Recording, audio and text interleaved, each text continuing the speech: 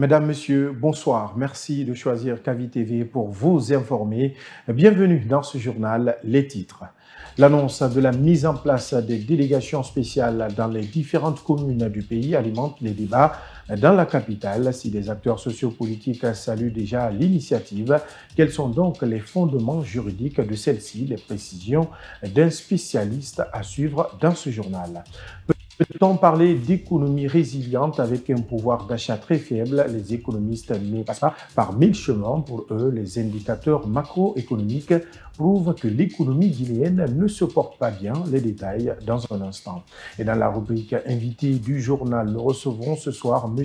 Alpha Bayo, coordinateur national de la Maison des associations et ONG de Guinée. Avec lui, nous parlerons du rôle de la société civile pendant cette période de transition en Guinée, entre autres. Voilà pour le sommaire. Encore une fois, bonsoir. Le 31 décembre dernier, le président de la transition a annoncé l'installation des délégations spéciales au niveau de toutes les communes du pays à partir du premier trimestre de l'année 2024. La décision intervient après expiration du mandat des conseillers communaux, mais est-elle légale au vu des fondements juridiques qui gouvernent les collectivités locales? Notre reporter Ansoubaïlo Baldé a posé la question à un juriste. Voici son reportage.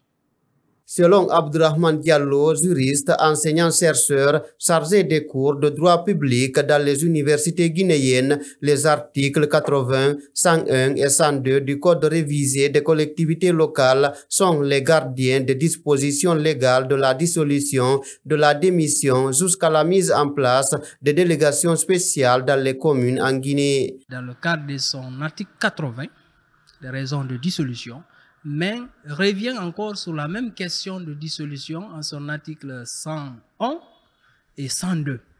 Et là, l'article 80 ne nous intéresse pas beaucoup parce que la question porte essentiellement sur l'article 101. Cet article 101 dit en cas de dissolution du conseil communal ou de démission de tous les membres en exercice ou en cas d'annulation devenue définitive de l'élection de tous ces membres, ou surtout lorsque des élections communales ne peuvent être tenues par la suite de troubles graves empêchant le fonctionnement, une délégation spéciale remplit les fonctions du conseil.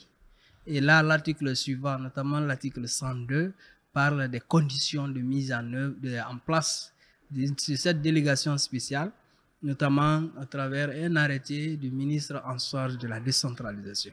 Avec une bonne interprétation de la loi qui entoure les collectivités locales, le juriste Abdurrahman Diallo trouve juste l'annonce du président de la transition. Vous savez, c'est ça aussi ce qui fait la beauté de la loi, c'est-à-dire la possibilité de l'interpréter. Quand on prend, par exemple, le terme par la suite de troubles graves empêchant le fonctionnement, on peut faire rentrer la situation exceptionnelle dans des situations de troubles graves. Donc, ça justifie la situation. Des conseillers communaux exercent leurs fonctions actuellement dans les mairies, même après l'expiration de leur mandat depuis le mois de novembre 2023.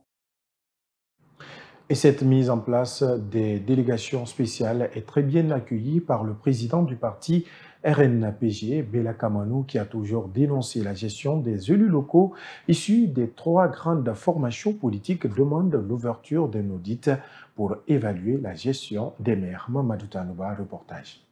Le remplacement annoncé des conseillers municipaux par des délégations spéciales dans les communes ravit Bella Kamanou. Il les a toujours reproché de rouler pour leur parti politique d'origine. Nous avons des mairies qui sont devenues des mairies budgétivores. Il faut changer la donne. La refondation doit aller avec. Mais pour que la refondation puisse réussir, il faut que ces gens-là soient chassés à la tête des mairies. Je l'ai toujours dit. Heureusement que le président de la transition a enfin décidé de les chasser. Ils n'ont qu'à partir. L'autre raison, elle est politique. Vous avez à la tête de nos mairies des représentants des 3 partis politiques. Si ces maires-là continuent de gérer jusqu'aux prochaines élections, les autres partis qui n'ont pas de conseillers au sein de ces mairies-là vont être défavorisés par rapport aux partis qui ont des mairies en charge. Le président du RNPG demande l'ouverture d'un audit et la poursuite judiciaire des élus locaux. Les mairies qui n'ont pas été auditées avant de partir là, il faut les auditer. C'est mon souhait le plus ardent.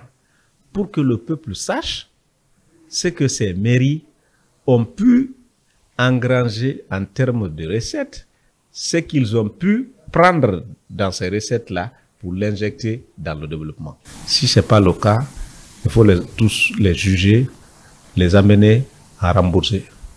Bella Kamano estime que la mise en place des délégations spéciales dans le premier trimestre de l'année 2024 permettra de rentrer de plein pied dans l'exécution du chronogramme de la transition. L'économie guinéenne est-elle résiliente, comme l'a indiqué le chef de l'État? Des économistes émettent des doutes. Pour ces derniers, la santé de notre économie doit aussi s'évaluer à travers le pouvoir d'achat du Guinéen et le panier de la ménagère. Est-ce le cas? Quelques éléments de réponse dans ce reportage de Amara Bangoura. Suivez. Plusieurs indicateurs plaident en faveur de la résilience de l'économie guinéenne, selon le président de la transition. Une résilience bâtie sur un processus dont la finalité est le développement économique sur lequel il ne doute point. Notre économie se porte bien malgré la conjoncture mondiale. Malgré les difficultés, notre économie est résiliente.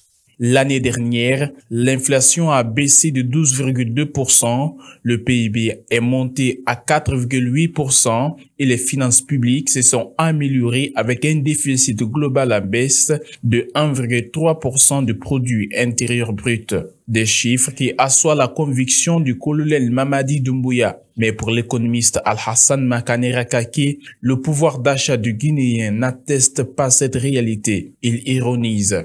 En Guinée, réellement, pour voir que ça marche, il faut aller dans les cafés, les restaurants, il faut voir le taux de fréquentation, il faut regarder les cérémonies. J'appelle cela les signes extérieurs de la richesse en Guinée. Ce qui est clair, le Guinéen est dépensier. Pour connaître s'il a l'argent, il faut regarder les lieux où la dépense s'effectue. Partez à Madina, le dernier critère d'évaluation.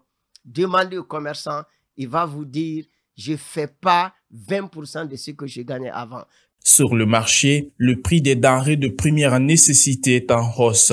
Des facteurs qui confirment la logique selon laquelle le citoyen guinéen ne ressent aucun impact de cette résilience sur son quotidien. Gel des salaires de plus de 14 000 fonctionnaires par le ministre du Travail et de la Fonction publique. Le secrétaire général de la Fédération des syndicats professionnels de l'éducation, FSPE, ne cache pas son indignation. Salif Camara ne comprend pas cette décision du ministre en cette période de vache maigre et s'est aussi exprimé sur le virement des salaires des fonctionnaires à la banque et la situation des contractuels. Mama Aïssa Tatawel Camara. Les salaires de plus de 14 000 fonctionnaires et enseignants contractuels non enrôlés ont été gelés par le ministre du Travail et de la Fonction publique.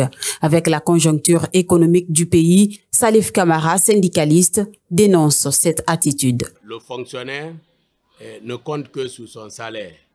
Et qui parle de vie, parle de salaire. Donc, et si après le contrôle biométrique en ligne, normalement, le ministre devrait déployer une équipe sur le terrain pour faire une confrontation physique avec les intéressés qui prétendent avoir des soucis dans l'élaboration des dossiers. La conjoncture est très dure avec la crise du carburant, avec n'est-ce pas, l'augmentation des prix des denrées alimentaires au marché, avec tous les problèmes, tous les soucis. Pour le virement des salaires des employés du secteur public dans les banques à la fin de ce mois, notre interlocuteur explique les difficultés à venir. Et nous savons les tracasseries que nous menons dans les banques. Et nous savons combien de fois, quand un agent, un fonctionnaire meurt, et combien de fois sa famille est torpillée par les banques parce qu'il faut respecter ces procédures, etc., etc. Alors donc, normalement, un fonctionnaire qui est payé, qui travaille normalement, son salaire l'appartient.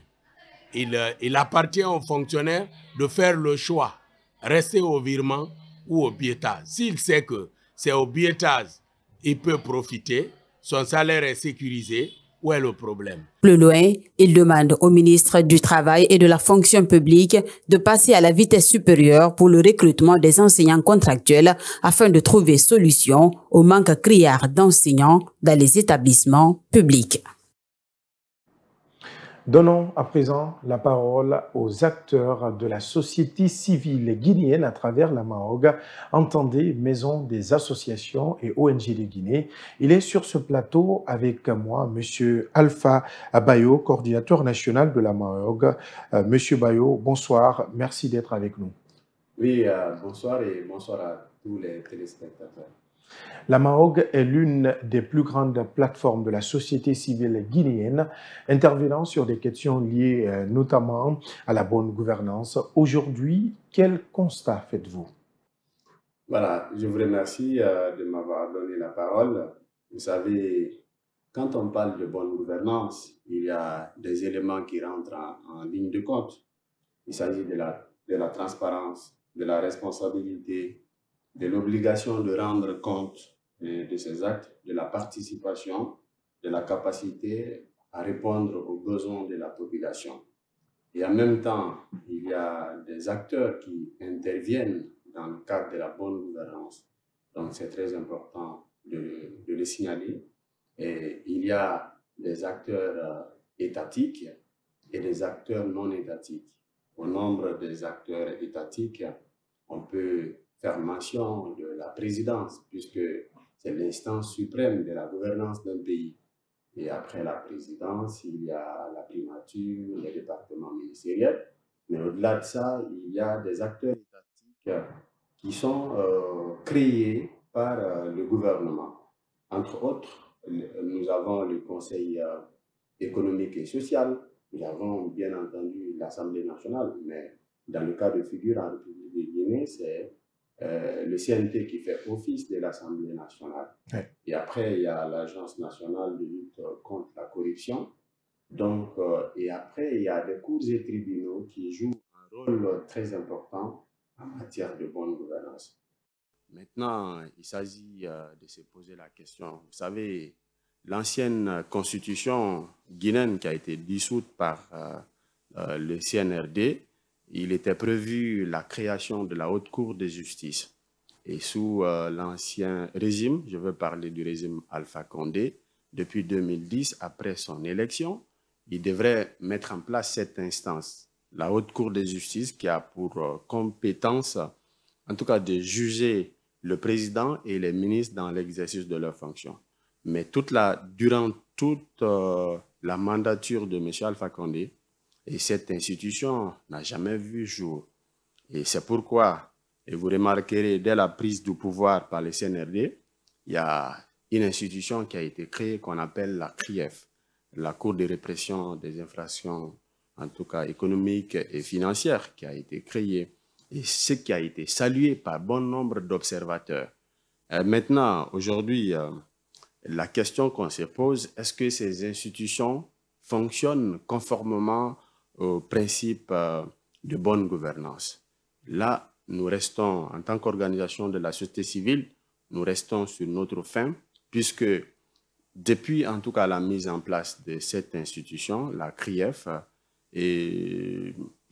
cette institution est en train de trébucher dans le cadre du jugement, en tout cas des dignitaires de l'ancien régime, et jusqu'à date, on ne sait pas, le peuple ne sait pas ce que nous reprochons à Kassori par exemple, on ne sait pas ce que nous reprochons aux autres Guyanais et tant d'autres.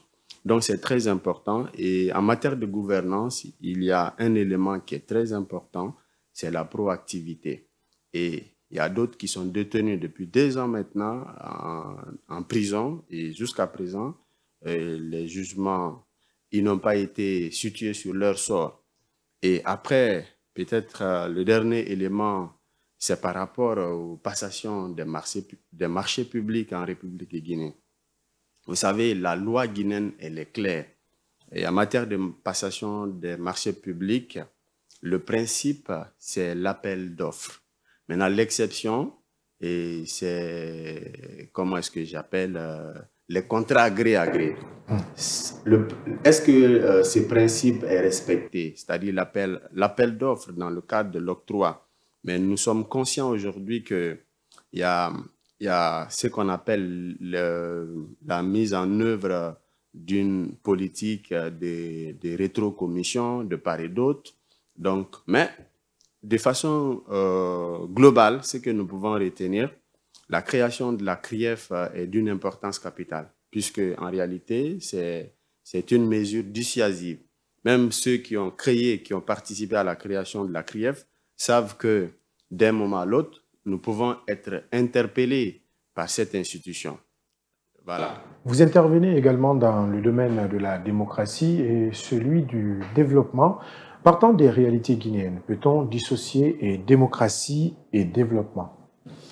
Bon, en réalité, démocratie et développement sont deux choses indissociables, puisque quand vous prenez les techniques de gouvernance, il y a des institutions internationales, des institutions diplomatiques aujourd'hui, n'est-ce pas, qui exigent à ce que la démocratie soit respectée pour mettre à disposition les fonds nécessaires pour notre développement. Et nous savons, et dans les années 1980, et lorsque l'initiative de démocratisation de l'Afrique a été prise, il y a un certain nombre de critères, n'est-ce pas, qui ont été imposés aux chefs d'État africains, notamment, comment est-ce que j'appelle ça, la bonne gouvernance et puis la démocratie. Et donc, c'est pourquoi, et vous remarquerez que tous les États ont accepté la démocratie.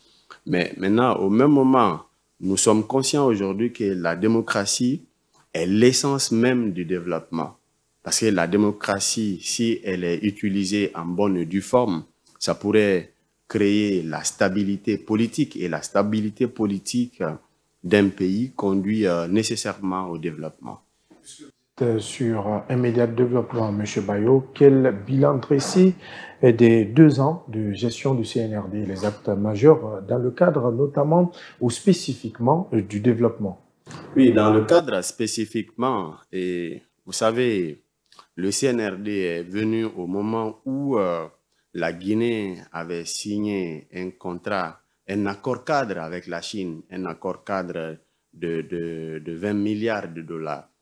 Alors, ce projet-là, c'est les infrastructures contre les mines. Maintenant, les cadres de l'époque n'avaient aucun intérêt dans cet accord. Donc, pour nous, ils ont piétiné pour ne pas que le programme puisse marcher. Mais lorsque le CNRD est venu, et on a vu une accélération inédite dans le cadre de la relance en tout cas des projets de développement. Et en tout cas, en matière d'infrastructure, nous saluons beaucoup cette gouvernance, la gouvernance du CNRD dans ce sens, parce qu'il y a l'accélération, il y a la rapidité, en tout cas dans la mise en œuvre des projets de développement. Et vous voyez, lorsque, comment on appelle, la concession de l'ancien Premier ministre a été démolie, et en un temps record, en 3 mois, il y a une école qui a poussé, bien entendu. Donc, Barry Gabadou, bien sûr. Et après, comment est-ce que j'appelle, le pont Paul Kagame de Kagbele, n'est-ce pas? La vitesse supérieure à laquelle le pont a été réalisé. Et après, il y a d'autres projets de développement, notamment le pont de kilomètre 36, la route Koya-Farmouria jusqu'à la frontière avec et l'accélération de l'autoroute, de la route, j'allais dire, Dabola, Koya-Dabola aussi. Franchement, il y a le sérieux en ce qui concerne la mise en œuvre des projets de développement dans ce sens.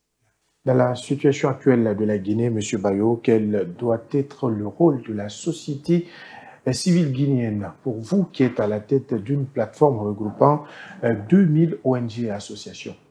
Oui, vous savez, nous sommes en train de traverser une transition. Alors, le rôle de la société civile est très primordial, puisque nous sommes des avant-gardistes, nous sommes des observateurs et nous sommes aussi des acteurs clés de cette transition. Si vous voyez par exemple le CNT, celui qui est à la tête de l'institution, il est le fruit de la société civile. Et bien entendu, le ministre de l'administration du territoire, le directeur général du Fonds de développement social, pour ne citer que ceci. Et donc, ça veut dire que la société civile est un élément clé de développement. Maintenant, dans le cadre de la gestion de la transition, il faudrait comprendre que nous, en tout cas notre institution, la Maison des associations, nous sommes membres du cadre de dialogue inclusif interguinéen et nous avons répondu à l'appel de la nation. Mais cependant, il est important de savoir que les résolutions que nous avons adoptées unanimement par toutes les institutions présentes au cadre de dialogue, et d'ailleurs nous saluons de passage le travail magnanime, en tout cas des facilitatrices, pour assurer l'esprit d'équipe, l'esprit démocratique au sein du cadre de dialogue. Donc ces résolutions aujourd'hui souffrent de l'applicabilité, bien entendu. Mais en tant qu'organisation de la société civile, nous avons un rôle très important, c'est-à-dire le respect de la charte de la transition, puisque c'est la charte qui a été rédigée par le colonel Mamadi Doumbouya et son équipe et proposée aux autres acteurs. Et nous, on a accepté, puisque c'est une charte qui répond en tout cas aux besoins du moment, puisque quand il ressort de cette charte que ni le président de la transition, ni le premier ministre, ni les ministres, ni un cadre du CNRD ne peut être candidat aux prochaines élections, en tout cas de façon globale, c'est-à-dire les élections législatives, communales, communautaires, les élections présidentielles. Donc ça rassure les acteurs. En tout cas, et si et seulement si on arrive à mettre en place, on arrive à respecter l'esprit de cette charte. Et nous sommes là pour veiller au respect de la charte de la transition. Et au-delà de ça, il y a un accord cadre qui a été signé entre la Guinée, ou du moins le CNRD et la CEDEAO. Et cet accord cadre pour l'organisation, en tout cas pour le retour à l'ordre constitutionnel dans une période bien déterminée, qui est de 2 ans.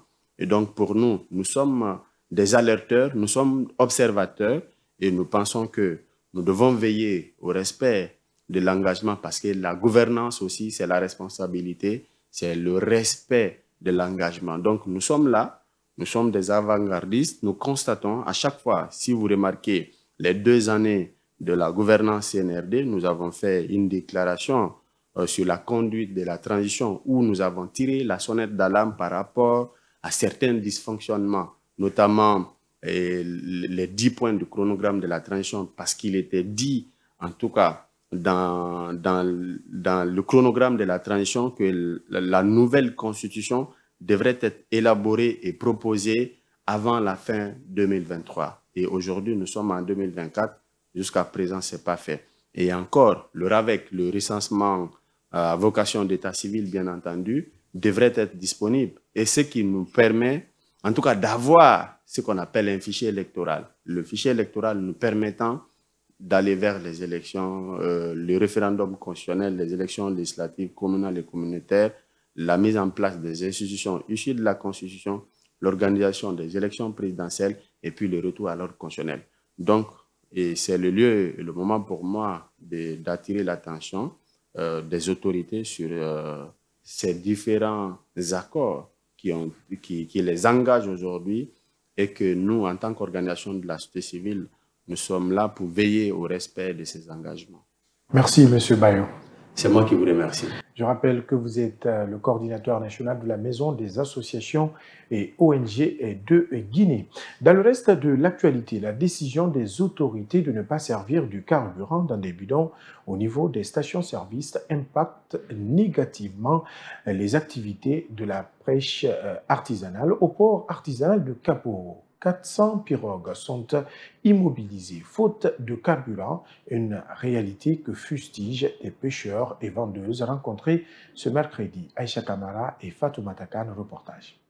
Ici au port artisanal de Kaporo, c'est l'inquiétude et le désarroi. Depuis l'interdiction de la vente du carburant dans des bidons au niveau des stations-service, les activités sont au ralenti. Plus de 400 pirogues sont à l'arrêt, selon Marouf Souma.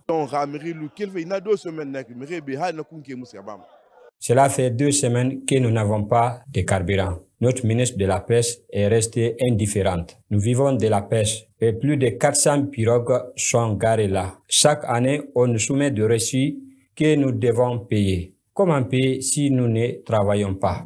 Pendant 2 semaines.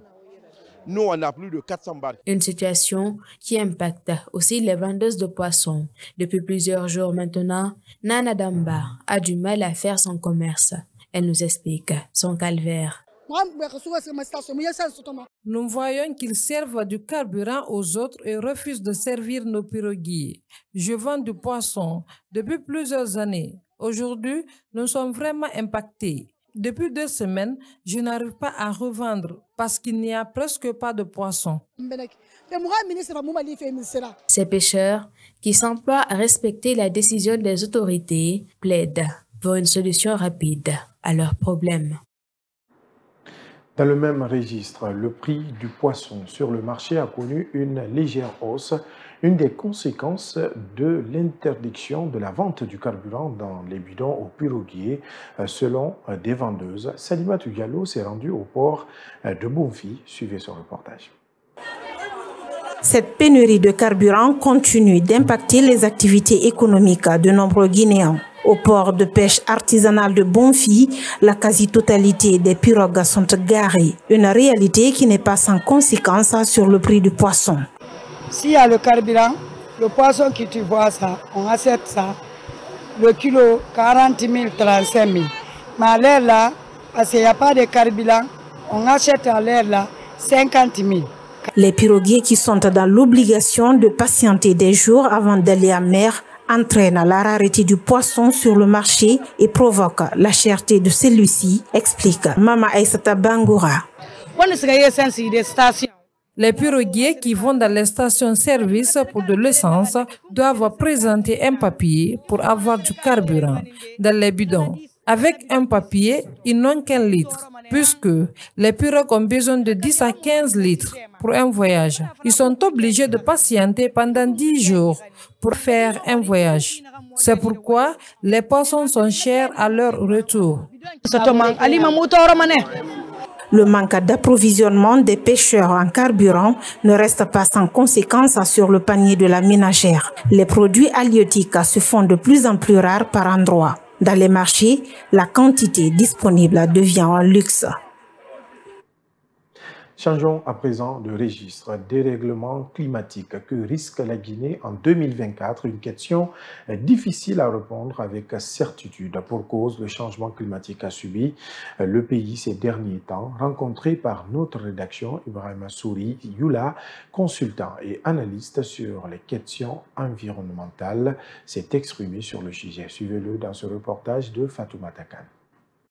Au cours de l'année 2023, plusieurs dérèglements climatiques ont entraîné des catastrophes naturelles telles que des inondations, des vagues de chaleur et autres. Cette année, les prédictions sur les risques de catastrophes sont incertaines. Pour cause, l'explosion récente du dépôt d'hydrocarbures de Kaloum, l'utilisation du diesel, la production des gaz à effet de serre, entre autres. Ibrahima Sourioula pense qu'il serait important que les autorités prennent des dispositions. Il faut s'attendre, il faut prendre des dispositions.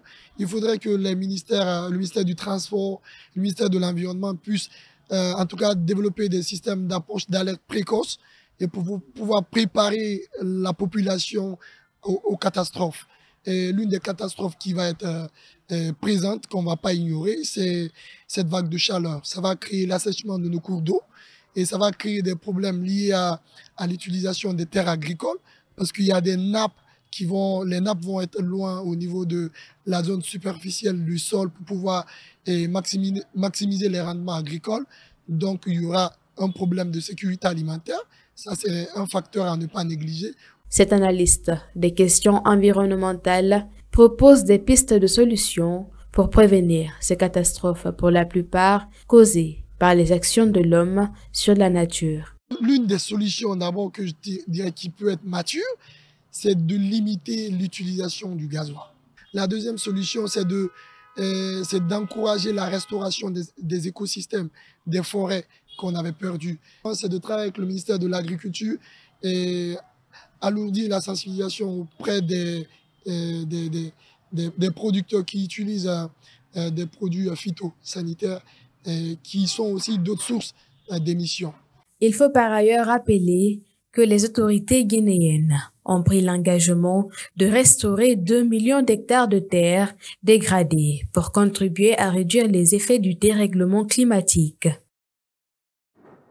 Sport pour terminer, le derby de la 5e journée du championnat de Guinée, Ligue 1, Guy Coprès s'est disputé cet après-midi au stade Pitisori de Nongo. Le Afia FC, champion en titre, s'est contenté de nul face à son éternel rival, le Orea AC. Je vous propose d'écouter la réaction des entraîneurs des deux équipes au micro de Mariama Boibari. Moi, je dis toujours, comme tu ne sais pas gagner un match, il ne faut pas perdre. C'est ce que nous avons fait aujourd'hui, parce qu'à première mi-temps, on a eu une très très belles occasions pour ouvrir le score, en plus les pénaltys. Je vois les images, mais il y a un main flagrant sur les passes de Alouba, donc je ne comprends pas comment Rabi n'ose pas siffler. Ça, c'est une chose. Deuxième chose, c'est que je regrette dans cette match-là, je puisse comprendre, mais c'est anti-jeu de la part de Orea au niveau de ralentir le jeu, traîner, dégagement, discuter avec l'arbitre, arrêter ballon, bloquer ballon. Et l'arbitre a permis tout ça. C'est pas normal. Aujourd'hui, en voyant le match avec toutes les occasions qu'on a eues, avec une très bonne animation défensive, je pense que ça va être un match de référence pour le groupe et pour l'ensemble de tout le monde. Ça va être un déclic malgré qu'on loupe les 2 points. Il y a recherché de l'impact physique au niveau de devant pour pouvoir trouver, parce que sachant qu'ils vont passer sur Nyanya comme ailier, comme avançant, je le mets sur le côté pour piquer. Quand on a le ballon, et on passe à 2 devant. Quand on n'a pas le ballon, Nyanya coulisse un peu pour contrer un peu le latéral. Parce que je savais que le latéral, le capitaine, c'est un latéral qui joue devant, mais s'il a devant Nyanya, il ne va pas trop monter. Il va aller se pester pour ça. Ainsi s'achève cette grande édition d'information. Merci de votre attention. Une édition à retrouver sur notre site le www.siaminfo.com et sur l'ensemble de nos plateformes digitales. Au revoir.